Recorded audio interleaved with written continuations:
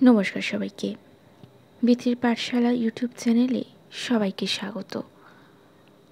আজকের নিবেদন বলাই চাঁদ মুখোপাধ্যায়ের লেখা ছোট গল্প গিরিবালা। তবে আজকের গল্প শুরু করার আগে আমার চ্যানেলে যারা নতুন তারা চ্যানেলটিকে অবশ্যই সাবস্ক্রাইব করে ভিডিওগুলিকে লাইক করে দেবেন, ভালো লাগলে বন্ধুদের সঙ্গে শেয়ার করবেন এবং পাশে থাকা বেল আইকনটি অবশ্যই ক্লিক করবেন।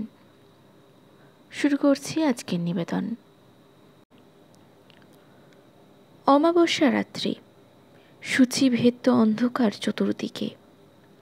একটা নামহীন আশঙ্কায় সমস্ত প্রকৃতি যেন আচ্ছন্ন। নির্মেঘ আকাশে অগণ্য তারা, সেগুলোও যেন কাঁপছিল। শেয়ালগুলো তার স্বরে চিৎকার করছিল মাঝে মাঝে। ডাকতে ডাকতে হঠাৎ থেমেও যাচ্ছিল। নৈশ নীরবতা যখন আরও ঘন ঘন হয়ে উঠছিল তখন, কিন্তু সঙ্গে সঙ্গে আবার ছিন্ন ভিন্ন হয়েও যাচ্ছিল তীক্ষ্ণ কণ্ঠ নৈশ পতঙ্গের তীব্র হাহাকার। হাহাকারের মতোই শোনাচ্ছিল তা, বুক ফাটা কান্নার মতো। হু হু করে হাওয়া বইছিল একটা। মনে হচ্ছিল লক্ষ লক্ষ অন্তিম নিঃশ্বাস যেন লক্ষ লক্ষ বুক থেকে বেরিয়ে ঝড়ের মতো বেয়ে চলেছে। বৃহৎ লাল হনহন করে মাঠামাঠি আসছিল। অনেকগুলো মাঠ পার হয়েছে সে, দুটো ঘাটও। ঘটনাস্থল থেকে অনেক দূরে চলে এসেছিল সে, তবুও কিন্তু স্বস্তি পাচ্ছিল না। তার মনে হচ্ছিল এই মাঠটা পেরিয়ে বাড়ি পৌঁছালেই নিশ্চিন্ত হতে পারবে। তবে পরনে খদ্দর, মাথায় গান্ধী টুপি, তাগড়া বলিষ্ঠ চেহারা। শেয়ালগুলো আবার ডেকে উঠল, আবার থেমে গেল হঠাৎ। নৈশ পতঙ্গের তীব্র চিৎকারটা একটা প্রকাণ্ড ছোড়ার মতো আবার বিদীর্ণ করে দিয়ে গেল অন্ধকারকে। খদ্দরধারী বৃহৎলাল কিন্তু এসব শুনছিল না, এসব কানেই যাচ্ছিল না তার। সে কেবল শুনতে পাচ্ছিল এই সব শব্দ, মা, মা গো, বাঁচাও, বাঁচাও, ঘরে আগুন দিয়েছে, পুড়িয়ে দিচ্ছে, বাবাকে মেরে ফেলেছে, মায়ের ঝুঁটি ধরে নিয়ে যাচ্ছে। খবরদার বলছি, গায়ে হাত দিও না, দিও না।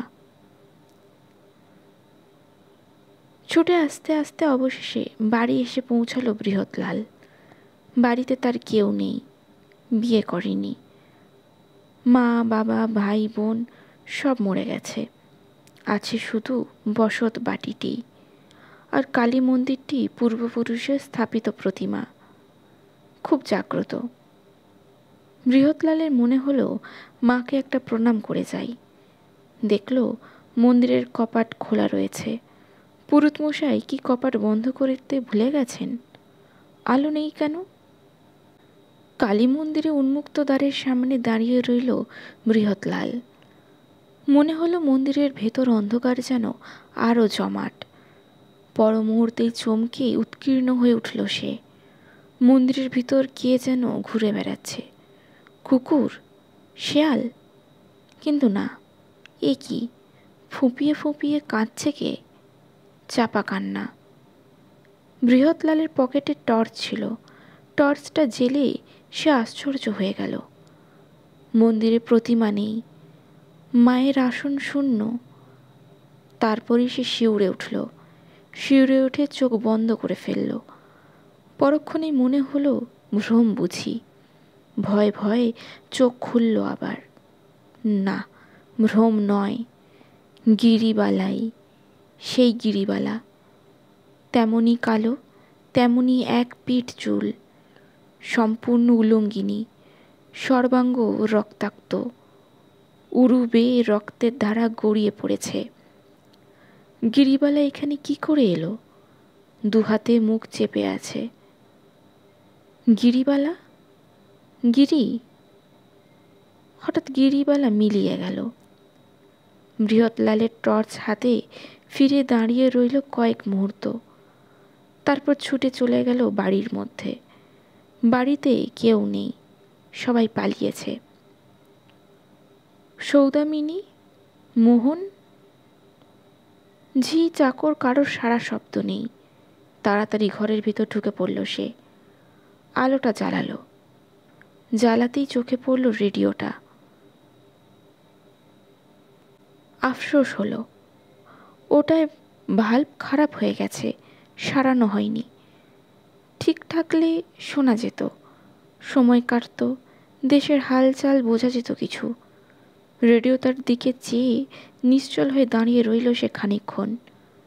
একটা কথাই কেবল মনে হতে লাগলো, গিরিবালা এখানে এলো কি করে? তাকে তো... হঠাৎ ঘরে আলোটা নিভে গেল। পাওয়ার হাউসের গোলমাল কিনা তা তার কেটে গিয়েছিল কেউ। অন্ধকারে আরো কয়েক মুহূর্ত দাঁড়িয়ে রইল বৃহৎলাল। তার পকেটে যে টর্চ আছে তা ভুলেই গেল কয়েক মুহূর্ত। একটু পরে মনে পড়ল, টর্চ জেলে দেখলে বিছানা করাই আছে। গিয়ে শুয়ে পড়ল। চোখ বুঝে যেন আরাম পেল একটু, কিন্তু তা কয়েক মুহূর্তের জন্য। তরাক করে উঠে বসতে হলো আবার। মুখের উপর কার চুল এসে লাগলো, এক রাশ চুল। মুখের উপর হাত বুলিয়ে দেখল কিছুই নেই। মাকড়সার জাল নয় তো? আবার শুয়ে পড়ল সে। আবার চুল। টর্চটা জেলে এবার সে কেরোসিনের একটা লণ্ঠন জ্বালালো বাইরে গিয়ে। লণ্ঠনটা খুঁজতে দেরি হলো একটু। লণ্ঠনটা নিয়ে যখন আসছে তখন তার মনে হলো ঘরের ভিতর পিলপিল করে কারা যেন সব ঢুকেছে। বাইরে যেন অপেক্ষা করছিল, কপাট খুলতেই ঢুকে পড়েছে। কে কে তোমরা? কোনো সাড়া নেই। লণ্ঠন নিয়ে ঘরে ঢুকলো বৃহৎলাল। ঘরে কেউ নেই। খিল দিয়ে লণ্ঠনটি একধারে কমিয়ে রেখে আবার শুয়ে পড়ল সে। আবার চোখ বুঝল। মনে মনে রাম নাম করতে লাগলো। তার ইচ্ছে হলো মহাত্মা গান্ধীর প্রিয় গান রামধনুটা গাইবার চেষ্টা করল, কিন্তু পারল না। প্রতিবারই কে যেন হাত দিয়ে মুখটা চেপে ধরছে তার। হাত দেখতে পাচ্ছে না, কিন্তু চাপটা অনুভব করছে। মনে মনে রাম নাম করতে লাগলো। তারপরই একটা শব্দ হলো, কর কর কর করছে।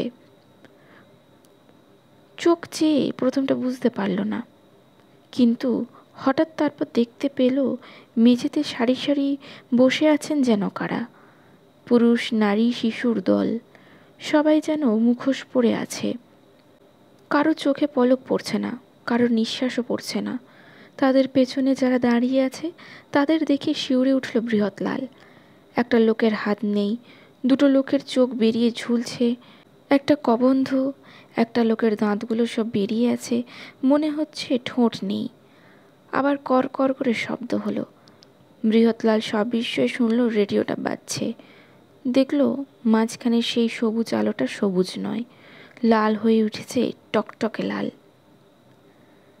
রেডিও বলতে লাগলো, আমি হতভাগিনী বঙ্গনারী। আজ ভারতবর্ষের কোনো রেডিও স্টেশন থেকে আমার বার্তা শোনা যাবে না, তাই আমি এই ভাঙা রেডিওতে আশ্রয় করে আমার কথা শোনাচ্ছি। মৃত্যুর আগে পর্যন্ত আমার ধারণা ছিল এটা সভ্য স্বাধীন ভারতবর্ষ। এখন বুঝেছি সেটা মিথ্যে কথা। এটা গুন্ডারাজ।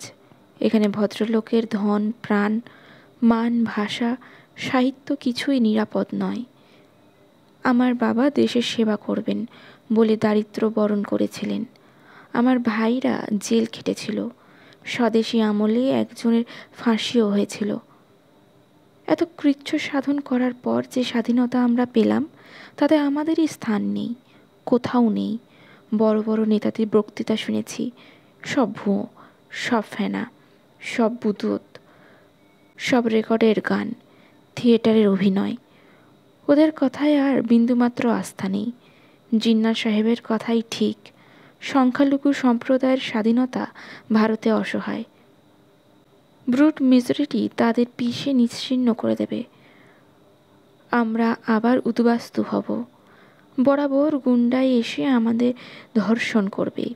নেতারা প্লেনে উড়ে উড়ে নির্লজ্জের মতো বারবার ভুয়ো শান্তির বাণী আওড়াবে। এই হবে বরাবর। যদি আমরা আত্মরক্ষার জন্য এখনও সজাগ না হই। আমি প্রকাশ্য দিবালোকে ধর্ষিত হয়েছি। শিয়াল কুকুর আমার মাংস ছিঁড়ে ছিঁড়ে খেয়েছে। আমার বাপ মা ভাই বোন কেউ বেঁচে নেই। আমাদের বসত বাড়ি পুড়ে গেছে। আমি এখন আর ভারতবাসী নই, পরলোকবাসী। কিন্তু তবুও আমার দেশকে ভুলতে পারছি না। ক্ষোভে দুঃখে অপমানে জ্বলে মরছি। কর্মার্থ দানবকে শাস্তি দেবার জন্য চণ্ডী নিশিকা হয়েছি। লজ্জা বিসর্জন দিয়েছি। খড়গ ধারণ করেছিলেন, মহামেঘ রূপ ধারণ করে রণরঙ্গিনী হয়েছিলেন তিনি। তোমরা যারা এখনো বেঁচে আছো, আত্মসম্মান বাঁচানোর জন্য তোমাদেরই তাই হতে হবে। তোমাদের মধ্যে যে চণ্ডী আছেন তাকে উদ্বুদ্ধ করতে হবে। আমার মধ্যে তিনি আজ উদ্বুদ্ধ হয়েছেন। আমি দেখতে পাচ্ছি তার এক হাতে সদা ছিন্ন শির, কণ্ঠে নরমুণ্ডের মালা, পরিধানে সব হস্তের কাঞ্চি, পদতলে শিব। আমাকে তিনি বলেছেন, ওই যে কামুক পশুটা বসে আছে, বলি দাও ওকে। অমোঘ অস্ত্র দিয়েছেন তিনি আমাকে। হা হা হা, অমোঘ অস্ত্র। হঠাৎ ফেটে গেল রেডিওটা, আর তার ভিতর থেকে বেরিয়ে এলো কালো একখানা হাত, আর সেই হাতে বিরাট একটা শাসিত খড়গ। তার পর মুহূর্তে আর্তনাদ করে উঠল বৃহৎলাল। তারপর নিস্তব্ধ হয়ে গেল সব। আলো নিভে গেল, রেডিও থেমে গেল। তার পরদিন বৃহৎলালের একটা কবন্ধটা তার ঘরের মধ্যে পাওয়া গেল, কিন্তু মুন্ডটা পাওয়া গেল না। সবাই ভাবল কুকুর বা শিয়ালে নিয়ে গেছে বোধহয় সেটা, কিন্তু পরে জানা গেল তা নয়। যা জানা গেল তা ভয়ানক। পুরুত মশাই কালী পুজো করতে এসেছিলেন। তিনি ছুটে এসে খবর দিলেন, মুন্ডু এখানে রয়েছে। সবাই গিয়ে দেখল মা কালীর হাতে মুন্ডুটা ঝুলছে। তার হাতে আগে যে পাথরের মুন্ডুটা ছিল সেটা মাটিতে পড়ে আছে। আজকের গল্পটি কেমন লাগলো কমেন্টে অবশ্যই জানাবেন। ভালো লাগলে লাইক করবেন, বন্ধুদের সঙ্গে শেয়ার করবেন, এবং আমার চ্যানেল নতুন হয়ে থাকলে চ্যানেলটিকে অবশ্যই সাবস্ক্রাইব করে পাশে থাকা বেল আইকনটি প্রেস করবেন। নমস্কার।